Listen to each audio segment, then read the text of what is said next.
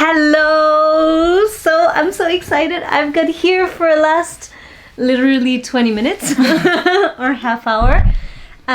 My friend Caroline, that we've known each other literally our whole lives. We have what, like 3-4 months apart, I think. Mm-hmm. And our fathers were best friends in university, and we didn't grow up together, but we kind of followed each other. And I thought it would be really interesting to talk about our views on sexuality. Yes.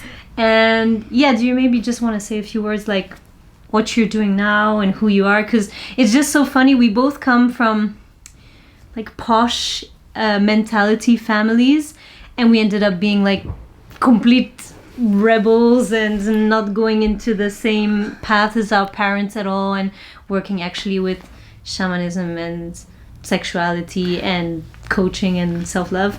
And don't forget the Catholic piece as well. Right. Fun. True. So yeah, who are you? Who the fuck am I? I'm Caroline, and at the moment I'm working as a body love coach, although body love just doesn't really fully describe the depth of the work, but I'll just keep it short for now, body love coach. I'm also a naked yoga teacher, and I make organic cacao in the Peruvian Amazon and work with that plant medicine really closely and do ceremonies. And yeah. I mean, I could keep talking all day with who I am and what I'm doing. Yeah, that sounds good. Yeah, it sounds really good. So, like I said, we grew up with, our fathers were best friends, so there was a bit of a similarity in our upbringing. But somehow, like, I really want to address how we grew up with sexuality. Like, so do you remember a bit in your household what did they teach you about sexuality? What was the view on sexuality? Fuck all. It was a topic we never spoke about. I remember I was about 8 and I overheard my brother, he was 6 at the time, saying to my mum, "Is it true that this is how babies are made? This is what Caroline told me." And my mum was like, it was very like, yeah, as you would imagine, like a Catholic family, although I can't speak for all Catholic families.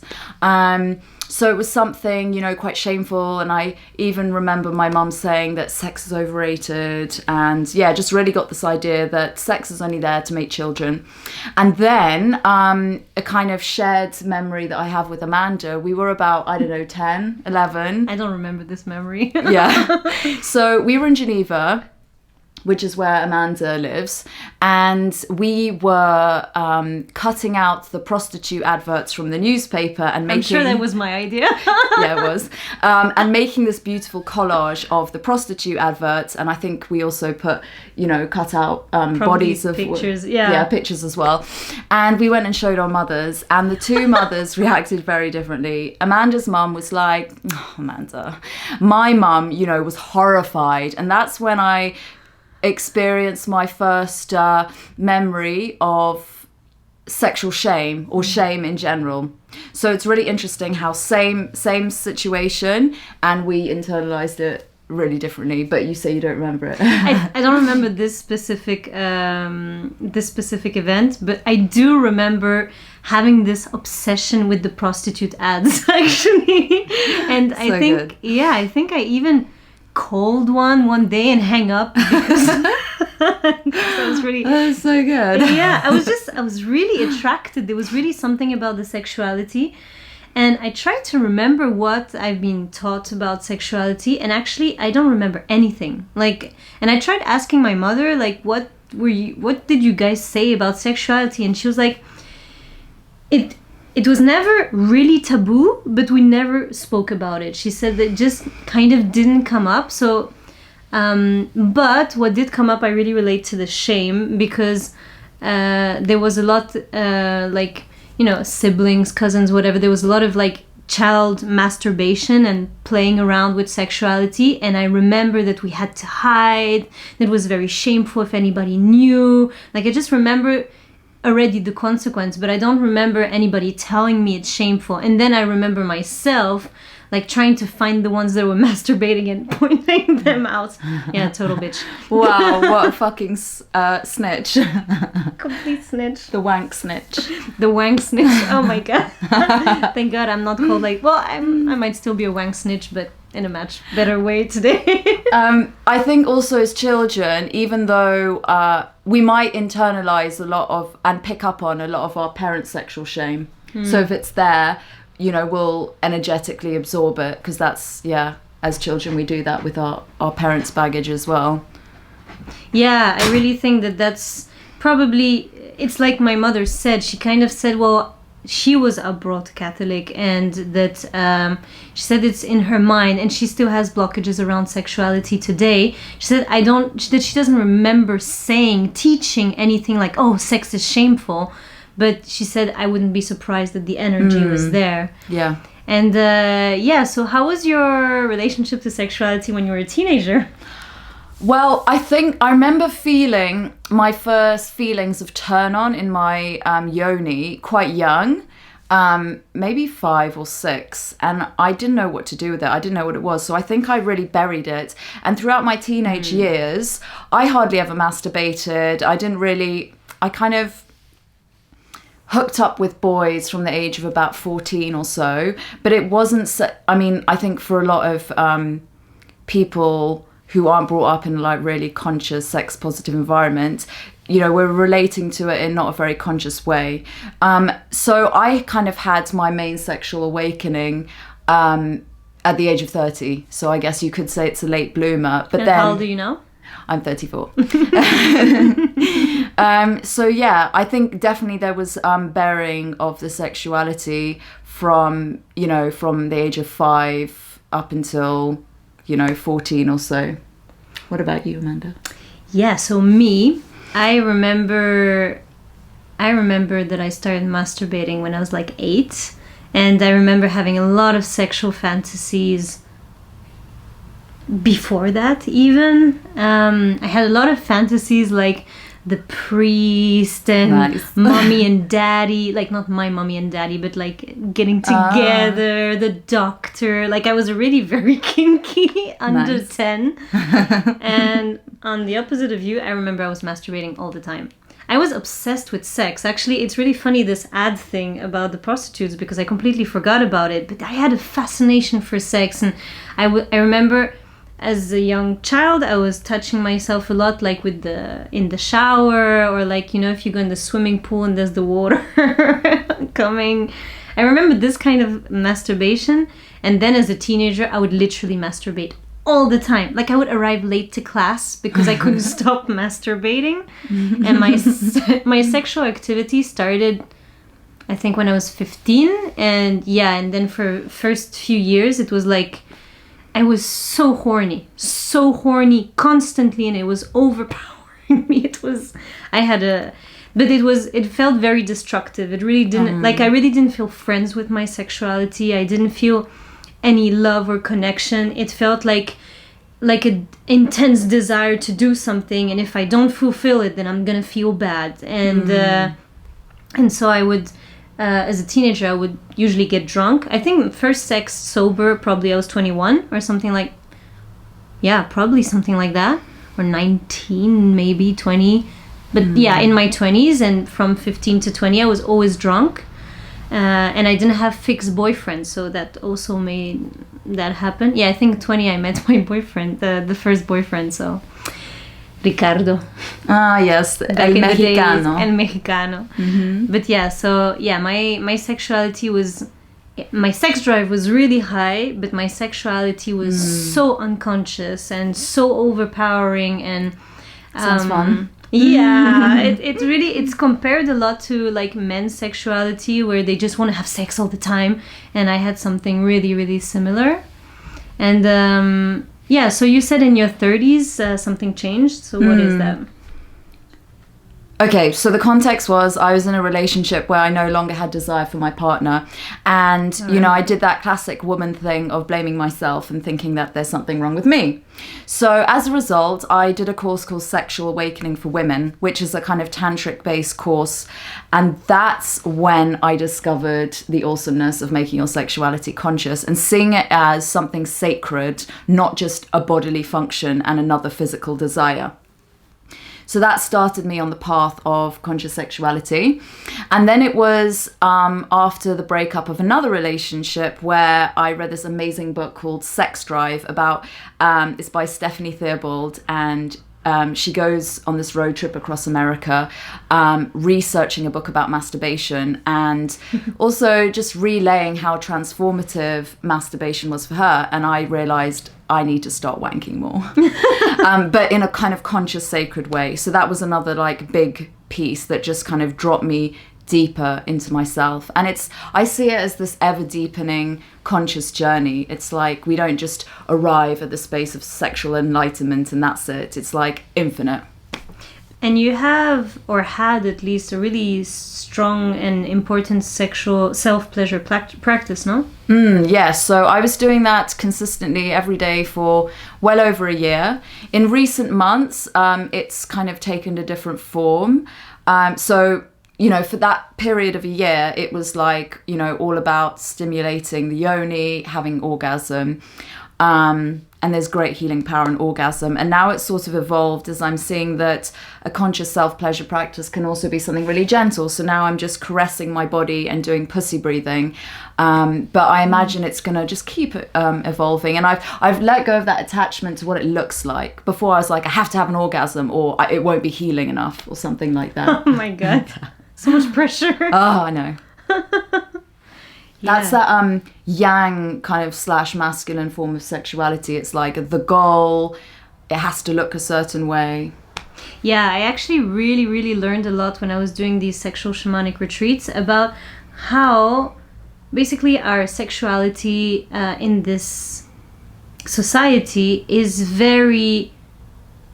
It's masculine, but it's like immature masculine based, because there's, I really like to say this, that's a choreography where you date, you go home, you kiss, you start touching, you undress, you do foreplay, you have penetrative sex, you have an orgasm, and then it's finished, and maybe you do it all over.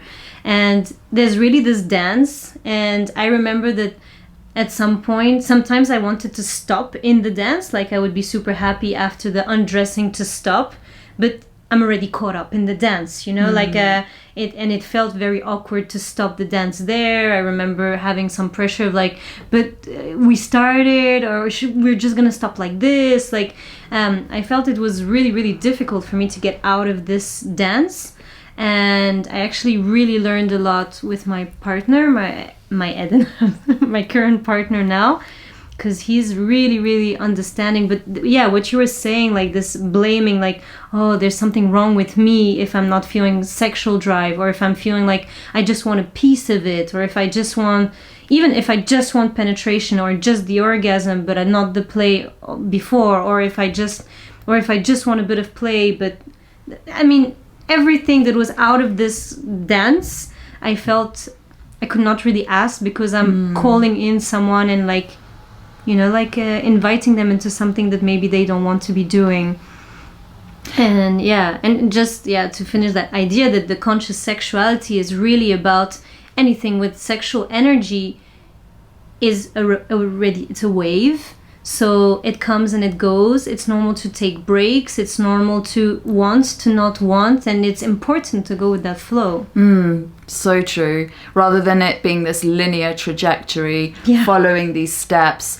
And I also felt a lot of pressure, like, oh, the guy hasn't had his orgasm. I can't possibly tell him I don't want to go any further and I feel satisfied, even though we haven't climaxed together. And then also this concept of consent. So at the moment, consent is sexy. Well, and hopefully forever, it's always going to be seen like that. But when we were young women and teenagers, consent was not a thing. And I think it would have been radically different, and I'd probably have a lot less sexual trauma if consent was sexy in the late 90s, early 2000s. and keeping on checking in with each other, because we might consent to something in the moment, and then 10 minutes later, half an hour later, it changes. Yeah, and just this thing with boundaries and consent, there's really I remember I used to feel, and I still have a bit of that residue, that it's like a bit of a contract, like if this is my boundary, then this is it. Or if I say a boundary, I have to state it really clearly and a bit nearly aggressive. Whereas already boundaries, they're not physical, so they can be moved. And plus, a boundary, it doesn't only have to be a protection. It can kind of just be a structure into which to play and to free flow. And it can move if there's trust, But it's true that there's a bit this thing with, for me, that I couldn't have a boundary or this whole idea around consent, but boundary if, for example, I'm with a partner.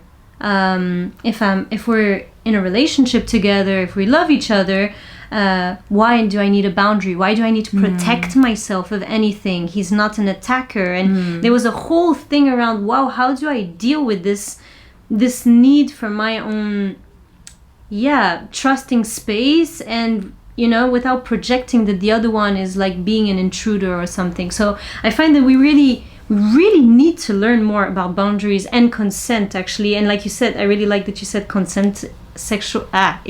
Consent is sexy, yeah. Yeah, that consent is sexy, because it fucking is. And it's really nice to have someone who really, like, someone who asks for consent. Like, I really like when people don't assume that they can undress you because they kissed you, or assume they can now touch your breast because they started kissing you. There's really a big thing of in the conscious community about asking when you go into more intimate spaces, and even sometimes with people that you see regularly. And I find it's really nice. Yeah, consent definitely creates safety as well, which for me is key in being able to relax and open up and allow that flow of pleasure. And also this piece around if another person's your partner, there's almost like, in the context of like patriarchal relationships, it's like, well, you're my partner, it's a given that I can touch your boobs, touch your bum whenever, but actually no. Yeah, there was really this thing about the object with an ex of mine. I remember that really, if I would say no, he would be like, what did I do wrong? Like, what are you angry at me about? And I'm like, I just don't feel like it. And he's like, yeah, but I didn't do anything wrong. And I would be like, I just don't feel like you touching my boobs. And yeah, that was freaking crazy. I really wanted to touch another thing also, because we both have this really strong relationship to shame, and we were talking a lot about kink in general, and I was just kind of feeling into like, do you feel that today the fact that you grew up with sexual shame does appear in a way in your sexuality, like all right, so it seems like we're not going to be speaking about kink, because actually we have to go to the airport and the camera shut off. But yeah, do you have any concluding words? Oh, there's just so much to say about this topic. But yeah, I'd say to anyone watching this, just really drop into your body, drop into your heart, and anything that you want or don't want is so okay. Even if it's fucking weird, even if it's prudish, because I shame myself for being like prudish sometimes, or having a low sex drive. So any way that your sexuality and sexual life force energy is flowing through you at any given time is perfectly amazing. So yeah, really honor that. Yeah, and the other side of the spectrum, if you have a really high sex drive, which is a bit more my case, even though now it's been really moving with all of the work I've done. But if you're very, like not concentrated on sex, but like you have a lot of attention on sex and it really attracts you and you really like it and you really enjoy having lots of sex, it's also good. It's also good if you're a man, if you're a woman, if you're non-binary, if whatever, like there is no normal. We're all so freaking different. And there are lots of ways of having sex, and there are lots of ways of enjoying eros, and there are lots of ways of enjoying life in general. And we're really on the path where we're really discovering a lot of these alternative ways and trying to figure out how to bring them with us into mainstream life, because we don't want to be isolated up on a mountain or something, or into a small ashram just with 10 other people who think the same way. We would like, the world to benefit of this way of seeing life. So yeah. Oh, and I will add that porn only shows like 0.01% of what sex and sexuality can be. But I find, especially with heterosexual males, those have been, those people who've been socialized as such, they've that's their sex education, and it's ruining sex lives everywhere. Yeah, exactly. Like, I was really, when you talked about that your boyfriend sometimes was going to porn to educate himself, I found it's like, at the same time, where else would they go? I mean, I have a book, Woman Anatomy of Arousal, but I bought this book, and I heard about it, and it's not like you have it everywhere. Yeah. So it's where are you going to learn? Yeah, it's really up to us as individuals to educate and expand ourselves around sexuality, because it's not mainstream yet, hopefully, in the future. They'll be teaching conscious sexuality in schools. That would be so fucking cool. That would be amazing. I'm pretty sure they already do a bit, maybe, somewhere. Call us if you want some help. We'll come and educate your kids on sexuality. Yeah, why not? Right, so... So happy to have had this time. This cacao shamanic sister that I have. She offered me lots of cacao from Peru, from the jungle. I'm so excited. I'm on a detox, so I can't. We didn't even drink cacao together. So sad. She stayed 10 days. Like, we couldn't. But in another 10 days, I'll be able to drink some cacao. Yes. We'll do it over Zoom. Yeah, we'll do it over Zoom. Bye. Okay, so bye everybody. Thank you for following us, and subscribe.